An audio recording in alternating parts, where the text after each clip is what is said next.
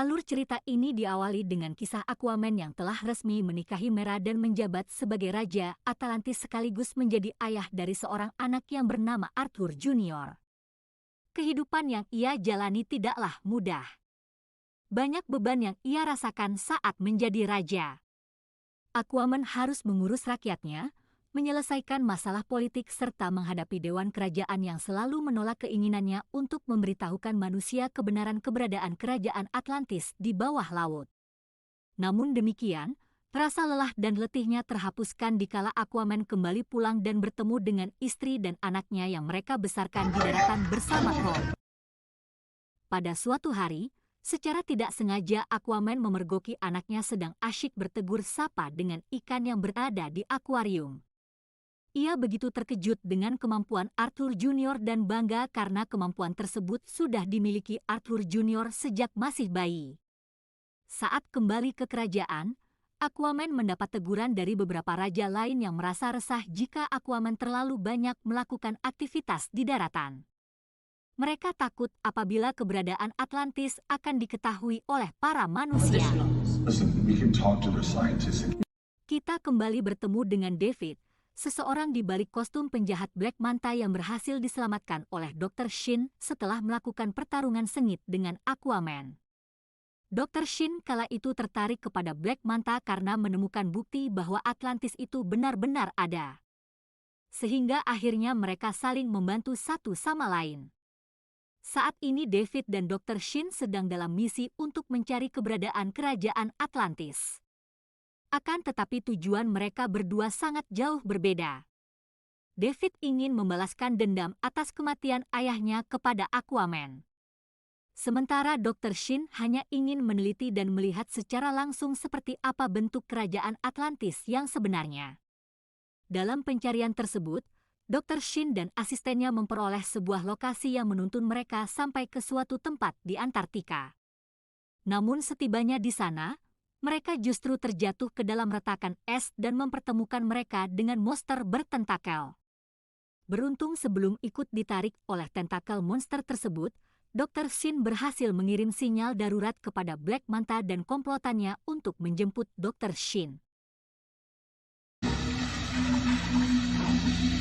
Sesampainya di lokasi, David penasaran dengan monster yang Dr. Shin ceritakan kepadanya. Ia pun berinisiatif untuk menelusuri retakan es hingga membawanya masuk ke dalam goa yang sangat besar. Dari jejak yang terlihat, monster itu mengarah ke arah air di bawah mereka.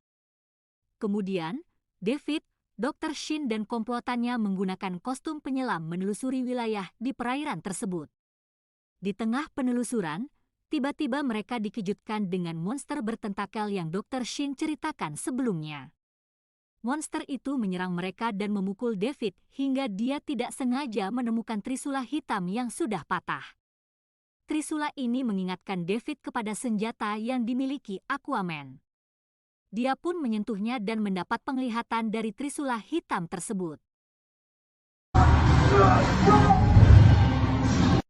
Di dalam penglihatannya, David bertemu dengan sesosok monster bernama Cordex. Cordex menghasut David agar dia mengeluarkannya dengan imbalan David akan memperoleh kekuatan tak terhingga agar dia mampu mengalahkan dan membalaskan dendam kepada musuhnya yaitu Aquaman.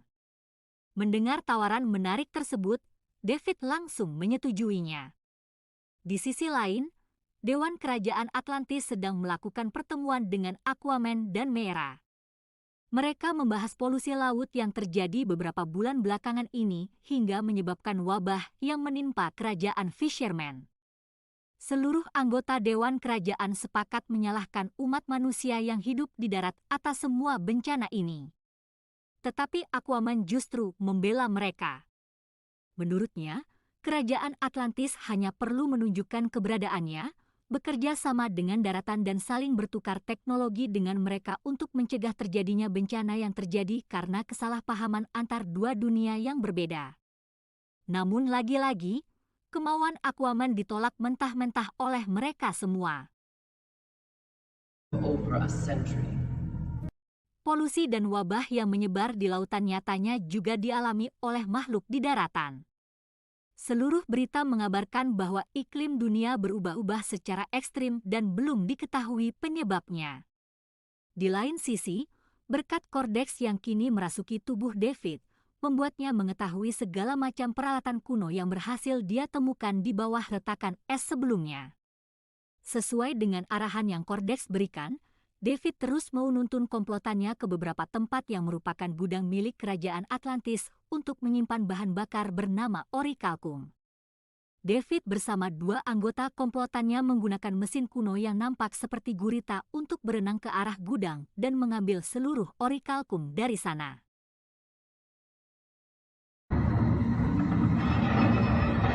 Setelah David berhasil mencuri seluruh orichalcum, Atlana dan Mera datang menghadang mereka. David kemudian meminta bantuan dari komplotannya termasuk Dr. Shin yang berada di dalam kapal untuk membuat kekacauan dan menjemput David agar bisa kabur dari sana. Meski awalnya Dr. Shin tidak menginginkan hal ini, tapi karena David terus mengancam dan memaksanya, dia pun meluncurkan gelombang sonar hingga membuat kerusakan besar.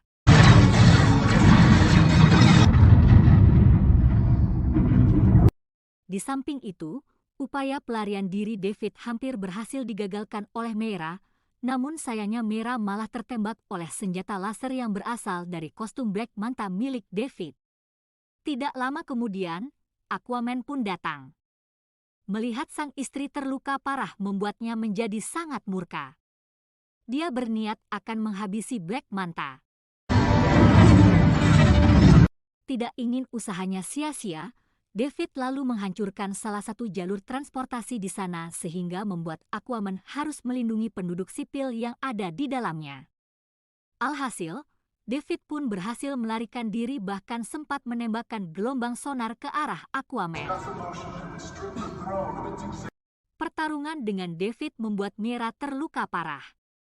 Aquaman kemudian menceritakan kepada mertuanya Raja Nereus dan juga ibunya Atlana bahwa pelaku yang menyebabkan kekacauan ini adalah musuh lamanya. Aquaman juga terkejut dengan kekuatan pada kostum Black Manta yang entah bagaimana caranya bisa menjadi sangat kuat. Kemudian mereka bertiga berencana mencari tahu keberadaan David dengan meminta bantuan dari Orm mengingat dia adalah orang pertama yang menjalin hubungan dengan David. Tetapi masalahnya adalah saat ini Orm sedang ditahan di penjara paling ketat di dunia akibat melakukan kesalahan besar yang diceritakan di movie pertama. Untuk itu, Aquaman meminta Raja Nereus dan Atlana untuk membantunya mengeluarkan Orm tanpa diketahui kerajaan lain. Menyadari keberadaan David sangat berbahaya dan dampak global yang akan terjadi jika mereka membiarkannya, Raja Nereus dan Atlana akhirnya menyetujui permintaan Aquaman.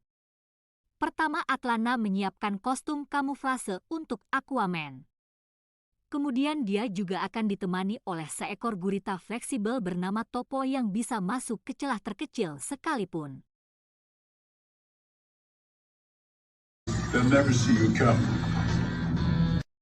Penjara Orm terletak di bawah tanah gurun Sahara dan dijaga dengan sangat ketat. Dia hanya diberi sedikit minum untuk membuatnya tersiksa. Berkat bantuan kostum dan juga Topo, Aquaman dengan mudah berhasil menyusup ke dalam dan melumpuhkan beberapa penjaga. Orm pun terkejut dengan kehadiran Aquaman dan tidak menyangka bahwa saudara yang menjebloskannya ke penjara akan mengeluarkannya. Di sana Aquaman mengajak Orm untuk memanfaatkan tunggangan penjaga penjara untuk keluar dari penjara tersebut. Rupanya, selain lincah, hewan ini juga sangat cepat dan mampu menggali terowongan hingga ke permukaan. Penjaga penjara tersebut masih bersikeras mengejar mereka hingga ke pinggir pantai. Untung Orm berhasil menyerap energi air laut hingga berhasil memulihkan staminanya dan seluruh kekuatannya. Karena tidak mau membuang waktu terlalu lama, mereka pun bergegas pergi meninggalkan wilayah gurun dan masuk ke laut.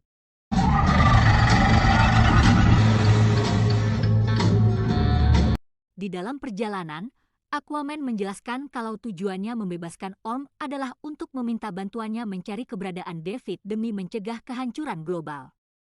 Namun, karena Orm juga sebelumnya bertemu dengan David dari sekelompok ikan perompak, Orm mengajak Aquaman untuk mendatangi markas perompak tersebut yang merupakan suku dari kerajaan Fisherman. Ternyata kedatangan mereka tidak disambut baik oleh bos perompak. Dia malah merasa beruntung sebab dengan keberadaan Orm dan Aquaman, bos perompak bermaksud untuk menghabisi mereka agar dia bisa menjadi Raja Atlantis. Tidak mau tinggal diam, Aquaman dan Orm melakukan perlawanan hingga merusak sebagian besar markas mereka.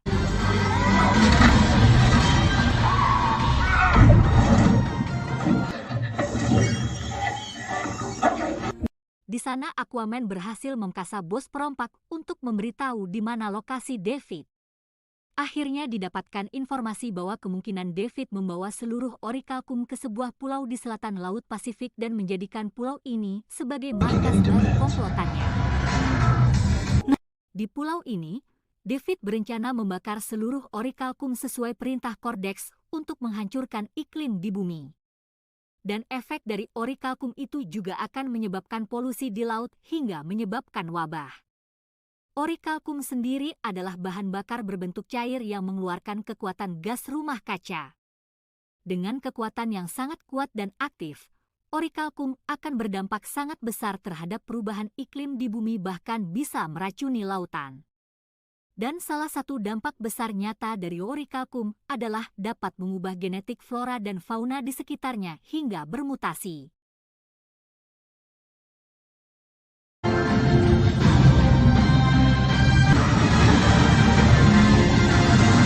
Di dalam markas, Dr. Shin memergoki David sedang berbincang dengan Cordex melalui cermin. Dr. Shin sangat penasaran dengan apa yang terjadi kepada David. Dia kemudian diam-diam masuk ke kamar saat David pergi. Di sana dia mencoba untuk menyentuh trisula hitam dan Dr. Shin juga akhirnya melihat Cordex.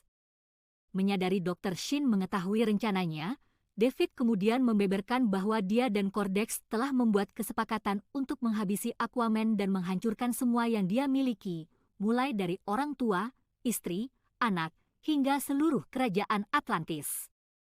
Salah satu cara yang dia lakukan adalah dengan menyebarkan polusi Orichalcum ke laut dan atmosfer untuk menghancurkan bumi. Itu semua David lakukan demi membalaskan dendam mendiang ayahnya. Tidak membutuhkan waktu yang terlalu lama, Aquaman dan Orm akhirnya sampai di pulau yang dimaksud. Mereka berdua sangat terkejut setelah mengetahui dampak polusi dari Orichalcum bisa mengubah binatang dan tumbuhan menjadi sangat berbahaya. Beberapa saat kemudian, muncul sekelompok belalang raksasa yang mengejar mereka. Dan belalang itu habis dimakan oleh tumbuhan pemangsa, sementara sisanya masih terus mengejar Aquaman dan Orm. Beruntung Aquaman menemukan cara untuk melepaskan diri dari segerombolan binatang dan tumbuhan berbahaya itu dengan memanfaatkan sebuah patung. Dalam perjalanan, Aquaman memberitahu Orm jika ia merasa tidak pantas menjadi raja, karena pola hidup yang tidak sesuai dengan jati dirinya, ditambah anggota Dewan Kerajaan yang selalu menolak keputusannya. Tidak lama kemudian, sampailah mereka di markas David yang terletak di bawah gunung berapi. Aquaman dan Orm berhasil melumpuhkan para penjaga hingga tibalah mereka di ruang kendali kapal. Dari belakang, muncul Dr. Shin yang memberitahu Aquaman dan Orm bahwa sebenarnya dia tidak ingin terlibat dalam kejahatan David. Tapi karena terus mendapatkan tekanan dan ancaman, Dr. Shin tidak bisa apa-apa selain menuruti perintahnya. Dr. Shin kemudian menjelaskan kalau David menemukan sebuah trisula hitam yang mempertemukan dia dengan seekor iblis. Semenjak hari itu juga David membuat perjanjian untuk menghancurkan kerajaan Atlantis. Komplotan David kemudian muncul membawa senjata dengan mesin kuno untuk mengalahkan Aquaman dan Orm. Dia bersama beberapa pasukan lain menghalalkan segala cara demi mengalahkan mereka. Meski awalnya kesusahan, namun kerjasama antara Aquaman dan Orm berhasil melumpuhkan mesin tersebut. Tidak lama setelah itu, David yang menggunakan kostum Black Mantanya juga datang. Dia yang sudah menjadi semakin kuat, mengeluarkan segala kemampuan.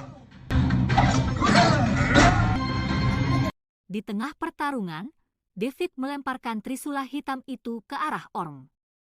Saat Orm ingin membalas dengan melemparkan trisula itu kembali, tanpa sengaja trisula yang ia sentuh memperlihatkan ingatan masa lalu Cordex pada Orm. Semua ini bersamaan dengan kedatangan Raja Nereus dan pasukan kerajaan yang menembaki pulau untuk menghancurkan semua yang ada di dalamnya. Aksi penyerangan ini menjatuhkan Aquaman dan David ke dalam laut. Mereka berdua masih melanjutkan pertarungan sampai akhirnya kapal berhasil membawa David dan menembakkan gelombang sonar ke arah Aquaman.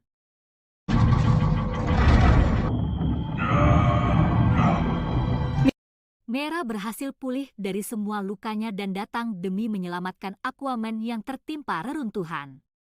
Setelah keluar dari pegunungan, Raja Nereus tampak sangat kesal terhadap Orm.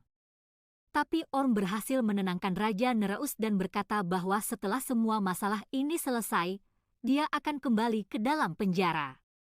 Orm juga menjelaskan apa yang dia lihat dari trisula hitam yang sempat dia pegang. Jadi dahulu kala, Atlan, Raja pertama Atlantis, memiliki adik bernama Cordex yang memerintah kerajaan Necrus, namun dihilangkan dari daftar 7 kerajaan Atlantis karena pernah menggunakan kekuatan Orichalcum untuk memerintah kerajaannya. Raja Atlan sempat memperingatkan saudaranya agar berhenti menggunakan kekuatan Orichalcum karena itu berdampak sangat buruk bagi lautan dan iklim di bumi. Namun Cordex justru berpikir jika Atlan ingin mencuri kekuatan Orichalcum dari dirinya. Alhasil, Cordex berencana mempertahankan Orichalcum dengan cara apapun. Salah satunya adalah dengan membuat trisula menggunakan bahan tersebut dan mengubah seluruh rakyat di kerajaan Necrus menjadi monster, termasuk dirinya sendiri. Tindakan Cordex membuat Atlan menjadi semakin geram dan membuat dua kerajaan ini saling berperang dan dimenangkan oleh Raja Atlan. Kemudian, Raja Atlan pun menyegel Cordex dengan menggunakan mantra sihir darahnya bersama kerajaan dan seluruh rakyat yang sudah menjadi monster.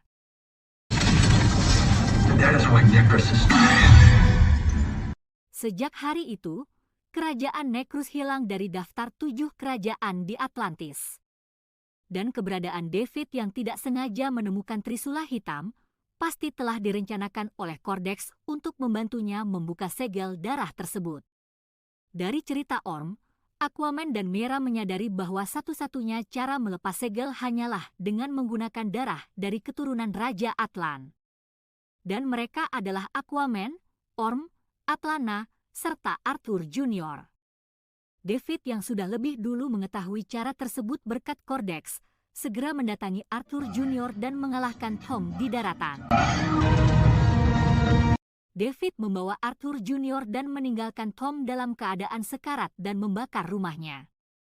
Dia berencana menggunakan darah Arthur Junior untuk melepaskan segel Cordex.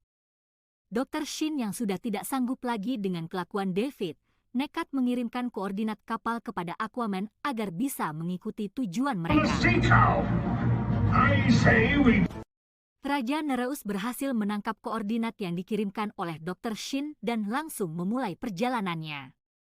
Tetapi mereka tidak bisa membuat serangan begitu saja tanpa melakukan persiapan apapun untuk mengalahkan David. Aquaman pun berencana akan menembakkan gelombang sonar yang lebih kuat lagi ke kapal David. Raja Nereus juga memberikan semua pasukannya senjata berat, kecuali Orm, karena dia masih tidak percaya kepada Orm. Di lain sisi, David dan komplotannya telah sampai di Antartika. David berangkat menggunakan mesin gurita bersama Dr. Shin yang dipercaya memegang Arthur Junior. Tidak lama kemudian, Aquaman dan yang lainnya juga sampai dan mendekati mereka dari belakang. Menyadari keberadaan Aquaman, David memerintahkan untuk menembakkan gelombang sonar ke arahnya. Namun semua itu berhasil digagalkan, sebab Aquaman lebih dulu memanggil para mamalia laut untuk menembakkan gelombang sonar mereka ke arah kapal. Memanfaatkan kesempatan ini, David langsung memasuki kerajaan Necrus dan menghidupkan rakyatnya menggunakan kekuatan Cordex untuk menahan Aquaman dan yang lainnya. Raja dari kerajaan Fisherman berencana akan menahan para monster, sedangkan Aquaman, Orm, Mera, dan Raja Nereus pergi mengejar David ke dalam istana. Tetapi di tengah perjalanan, tiba-tiba Raja Nereus tertangkap oleh monster bertentakel. Beruntung Orm masih berada di sana dan berhasil menolongnya. Aksi Orm tersebut membuat kepercayaan Raja Nereus muncul kembali. David yang sudah lebih dulu tiba di hadapan Cordex, meminta Dr. Shin untuk menyerahkan Arthur Junior kepadanya. Namun Dr. Shin mengelabui David dengan memberinya bom untuk mengulur waktu, sampai akhirnya Arthur Junior mengeluarkan sinyal dari tangisannya dan membuat Aquaman berhasil menemukan keberadaan anaknya. Your blood will do.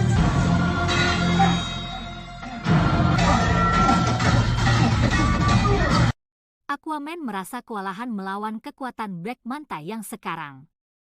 Tapi beruntung Mera segera datang untuk menyelamatkan suami dan anaknya. Saat berusaha untuk pergi, Black Manta sempat melemparkan trisula hitam ke arah Mera, namun Orm berhasil menangkapnya. Cordex yang memasuki pikiran Orm membuat dia membangkitkan dendam masa lalunya terhadap Aquaman dan membuat Orm berhasrat untuk menghabisinya. Memanfaatkan kesempatan ini, Black Manta kemudian menghajar Aquaman di atas batu segel hingga membuatnya berdarah dan melepaskan Cordex dari segelnya. Untungnya, Aquaman berhasil menyadarkan Orm dengan meyakinkan bahwa yang dikatakan Cordex hanyalah tipu muslihatnya. Setelah tersadar, Orm memberikan trisula hitam kepada Aquaman yang langsung ia lemparkan ke arah Cordex. Meski berhasil ditangkap oleh Cordex, tapi Aquaman kembali melemparkan trisula miliknya dan berhasil menghancurkan seluruh tubuh Cordex. Musnahnya Cordex membuat seluruh rakyat dan kerjaan Necrus hancur. David juga mengalami nasib yang sama dan terjatuh ke dalam retakan. Melihat hal tersebut, Aquaman mencoba menolongnya, namun David menolak dan memilih untuk terjun ke dalamnya.